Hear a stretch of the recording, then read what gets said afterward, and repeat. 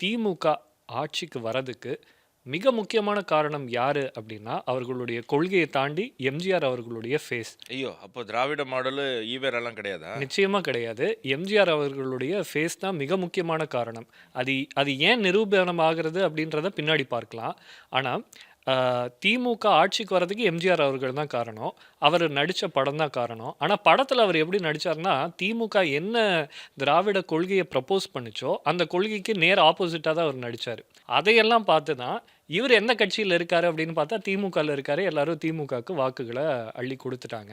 அடுத்தது பார்த்தா, இவரு வந்து திமுகல இருந்து பிரிஞ்சு வராரு. பிரித்து அனுப்பப்படுகிறார். பிரித்து அனுப்பப்படுகிறார். ஸ்பிளிட் ஏற்பட்டதுக்கு அப்புறம் இவர் வந்து அதிமுகவ தொடங்குறாரு. திமுகவுக்கு வாக்களிச்ச அதே மக்கள் இப்ப அதிமுகவுக்கு தான் வாக்களிக்கிறாங்க. 3 தடவ கன்டினியூவஸ் சிஎம். இதிலிருந்தே நமக்கு தெரியுது. திமுகவை அரியணை ஏற்றியது யார் அப்படின்னா, எம்ஜிஆர் அவர்கள். ரொம்ப பியூர் இன் ஹார்ட்டா இருந்தான்னா, அவன் மனசு வந்து சுத்தமானதாகவும், அன்பானதாகவும், உங்கள பார்க்கும்போது அ அ உங்கள உங்களையும் அவனையும் பிரிச்சு பார்க்காத மனசோட உங்கள பார்க்குறான்னு வச்சுக்கங்க. அவனுக்கு அனுசாசனம்ன்ற ஒரு சக்தி வந்துரும்னு பதஞ்சலி யோக சாஸ்திரத்துல எழுதுறாரு. அ அதாவது அ அபேத நிலை.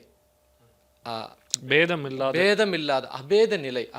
பேதம்னா டேய் நீ வேற நான் வேறடா அப்படின்னு நினைக்கிறது பேர் பேத நிலை. நார்மலாக எல்லாரும் அப்படி தான் இருப்பாங்க. வாயும் வயிறும் வேறடா இப்படின்ற வார்த்தையெல்லாம் வரும்ல, அபேதம் அது. அபேதம்னா என்னென்னா, நீயும் நானும் ஒன்றுதான்னு மனசார நினைக்கிற ஒரு குணம்.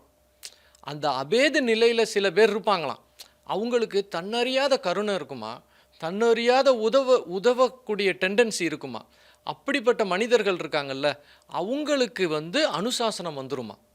அதாவது அந்த மனிதர்களை நம்ம பார்த்தாலே நம்மளறியாமல் அட்ராக்ட் ஆவோமா. அவங்க வந்து ஆளப்போகிறான் தமிழேன்னெலாம் பாடலாம் வேணாமா. அது காரணம் என்னென்னா, அந்த அபேத நிலையை அவங்களுக்கு வந்துருமா.